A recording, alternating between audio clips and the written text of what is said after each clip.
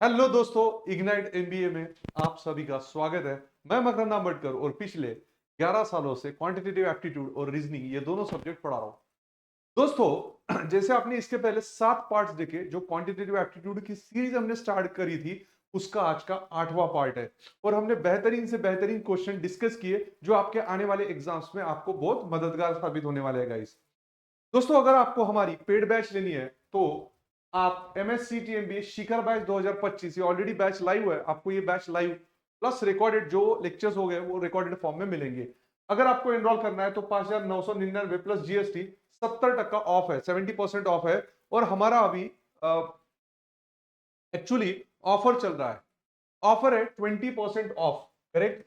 20% of ये offer चल रहा है।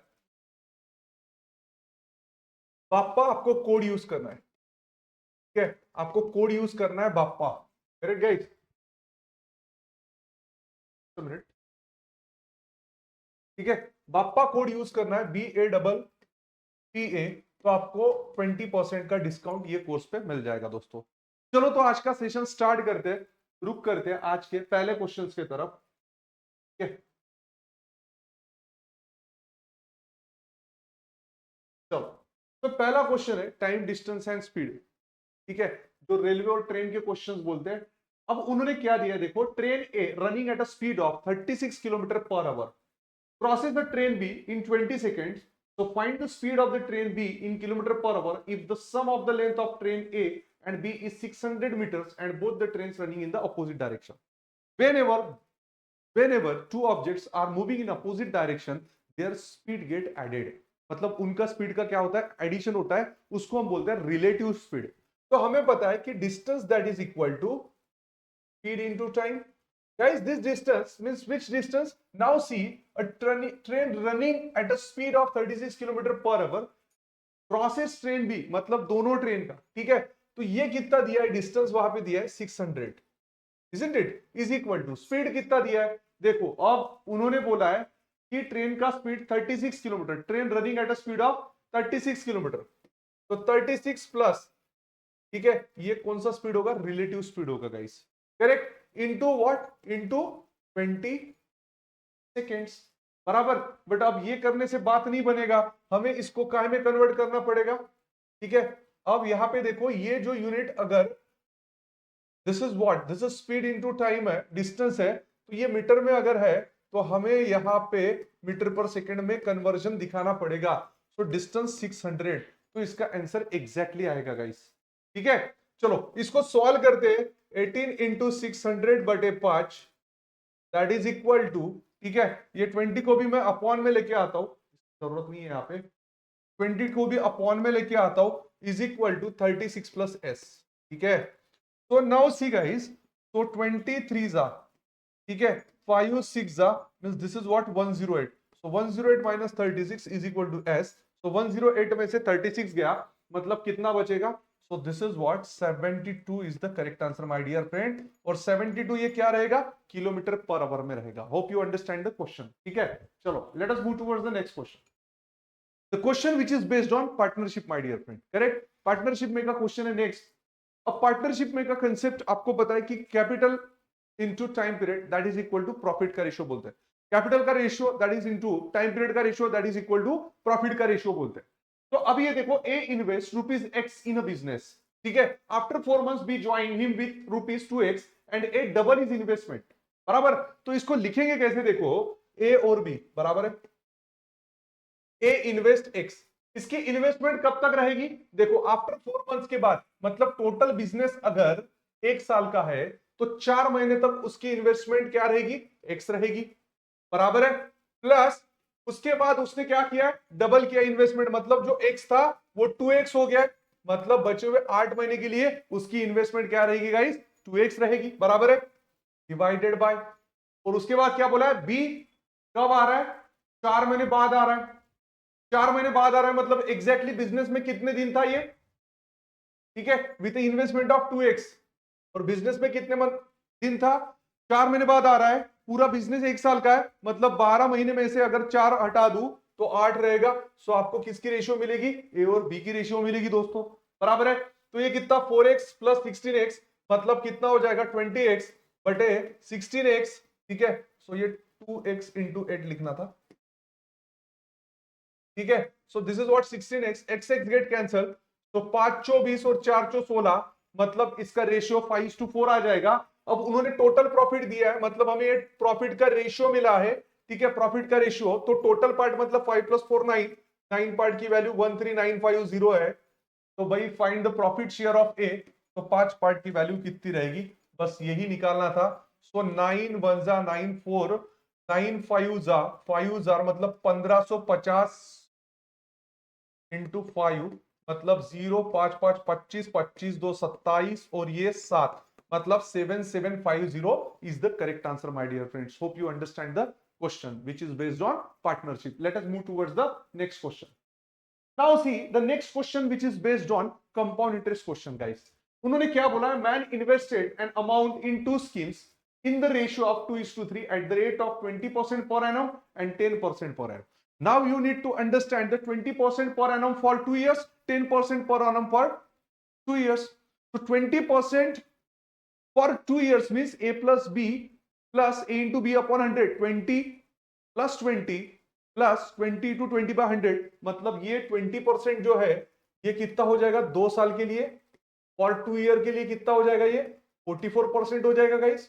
और जो 10% दिया है ये कितना हो जाएगा 2 साल के लिए 21% हो जाएगा। ये कैसा निकाला देखो, a plus B plus A into B upon 100 बराबर है, तो a कितना 20 और b कितना 20, तो 20 प्लस 20 प्लस 20 इंटू 20 बटे 100, मतलब ये कितना होगा 44%। इस तरीके से यहां पे अगर 10 रख दूं तो 21% आएगा। अब देखो इनिशियल अमाउंट दी नहीं है, तो इनिशियल अमाउंट अज्यूम कर लेते हैं कि 10x is the initial amount, क्योंकि कैलकुलेशन करने के लिए मुझे इजी हो जाएगा। अब देखो मैं कैसे लिखता हूं, किस तरीके से लिखता हूं, now a man invested an amount in to schemes in the ratio of 2:3 at the rate of 20% per annum and 10% per annum on compound interest respectively. ठीक है, अब ये 2 years कैसे देखा हमने, if the man gets a total interest of 12,120 after 2 years बोला है from both the schemes 2 years, so that's why I have taken the 2 year value.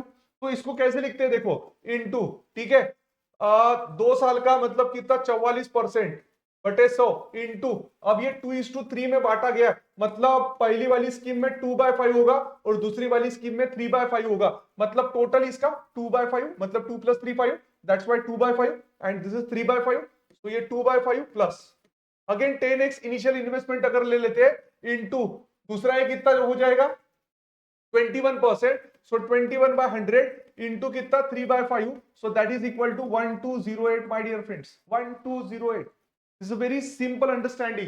Now see, अब यहां पे देखो क्या क्या कैंसिल आउट होगा, 00250, मतलब ये 44x बटे 25 हो जाएगा, प्लस 0 गेट कैंसिल, ठीक है, और यहां पे देखो 21 3 जा 63x बटे 50 हो जाएगा इज इक्वल टू 1208। अब मैं क्या करूंगा, यहां का एलसीएम ले लूंगा 50, 25 और 50 का एलसीएम क्या आएगा 50 आएगा, तो इसको अगर मैं 50 से मल्टीप्लाई करूं तो 44 2 88 plus 63 into divided by 50 into 50, मतलब कैंसिल हो जाएगा और इज इक्वल टू 1208 इंटू क्या रहेगा 50 रहेगा, मतलब ये टोटल कितना हो जाएगा 11 15, मतलब 151x is equal to 1208 into 50।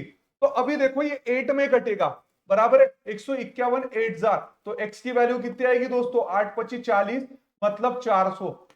But अभी उन्होंने क्या बोला, find the amount invested by man, initial amount कितनी थी 10x, तो 10 इंटू कितना हो जाएगा 400, सो इसकी आंसर कितनी आएगी 4000, my dear friends. Everyone understand, समझ में आया क्वेश्चन किस तरीके से हमने निकाला। So option E is what 4000। चलो let us move towards the next question. The next question which is based on what mensuration, ठीक है। अब क्या दिया गया, the sum of length of rectangle plus side of square that is equal to 72 if the perimeter of rectangle is 84 metre. अब perimeter of rectangle क्या बोलते हैं, perimeter twice length plus breadth, बराबर है, तो पेरीमीटर 84 दिया हुआ है और यहाँ पे उन्होंने ब्रेड्थ ऑफ रेक्टेंगल दे रखी है, ब्रेड्थ ऑफ रेक्टेंगल 18 ले लूं, मतलब लेंथ मुझे मिल जाएगी, so 84 is equal to twice length plus 36, 36 इसमें से माइनस करूं तो दिस इज व्हाट 8, और ये 7 में से 3 गया 4, मतलब एल की वैल्यू कितनी आएगी 24, ठीक है। एल की वैल्यू अगर 24 में यहां पे रख दूं तो मुझे क्या मिलेगा, ए मतलब साइड ऑफ स्क्वायर मिल जाएगा, A is equal to this is what 24, ठीक है। सो दिस इज व्हाट 24 अगर मैं रख दूं तो ये कितना हो जाएगा 8 और ये 6 में से मतलब 4। तो उन्होंने साइड ऑफ स्क्वायर ही पूछा था दिए गए इसमें, तो साइड ऑफ स्क्वायर कितना आएगा 48 is the correct answer my dear friends. Let us move towards the next question. Now see the next question which is based on time and work, and what is given, they are given the time ratio। अब देखो ये time का ratio दिया है। अब हमें पता है टाइम एंड वर्क में कि time is inversely proportional to efficiency, या इन efficiency is inversely proportional to time. तो अगर टाइम का रेशियो इस तरीके से दिया है ए बी सी का, तो इसका ये जो एफिशिएंसी है कितना हो जाएगा 1/4, क्योंकि इनवर्सली प्रोपोर्शनल होता है। सो this is what 1/6 and this is what 1/3। तो इसको हमें एफिशिएंसी को हम फ्रैक्शन में नहीं रख सकते ना, तो इसको हम कन्वर्ट कर देंगे। कैसे कन्वर्ट करेंगे, 463 का हम एलसीएम निकाल लेंगे। भाई 463 का एलसीएम कितना होता है 12 इंटू 12 इंटू 12 कर देंगे, मतलब हमें क्या मिल जाएगा, एफिशिएंसी मिल जाएगा 4 3 this is 3 part, this is what 2 part, and this is what again 4 part, isn't it? So this is what, this is efficiency ratio, efficiency ratio my dear friend, easy। तो अब देखो एफिशिएंसी का ratio हमें मिल गया। अब उन्होंने बोला है कि तीनों मिलके काम 8 दिन में खत्म करते हैं, तो ये कितने पार्ट हो गए। अब हमें पता है कि total work done that is equal to efficiency into number of days, isn't it. ठीक है, तो हमारे पास एफिशिएंसी 3 2 5 और ये 9 पार्ट, 9 पार्ट को मैं इस तरीके से लिख लेता हूं। तो this is what x into, तो ये नंबर ऑफ डेज कितने हो गए, नंबर ऑफ डेज उन्होंने दिए 8, मतलब ये 72 एक्स टोटल काम हो गया, बराबर है टोटल काम। अब उन्होंने क्या बोला, find in how many days A alone complete 3/4 of the work. अब देखो A alone complete 3/4 of the same work, मतलब अभी हमें क्या करना है, देखो 72 एक्स इंटू बराबर है ए की एफिशिएंसी कितनी है, ए की एफिशिएंसी दिस इज व्हाट। तो अभी हमें अगर हाउ मेनी डेज निकालना है तो total work done upon efficiency that is equal to number of days होता है। ठीक है, तो ये चीज को ध्यान में रखना है।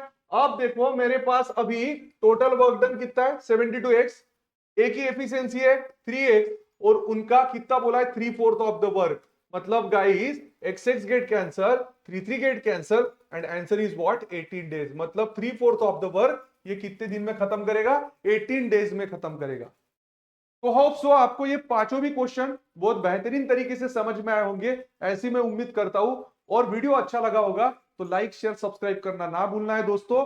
ऐसी वीडियो देखते रहिएगा और आप अपना MBA CET 2026 का जो टारगेट है उसका प्रिपरेशन बहुत स्ट्रांग तरीके से कीजिएगा। और एक वीडियो में मिलते हैं, तब तक के लिए आप अपना ख्याल रखना। Bye bye, take care my dear friends, thank you very much.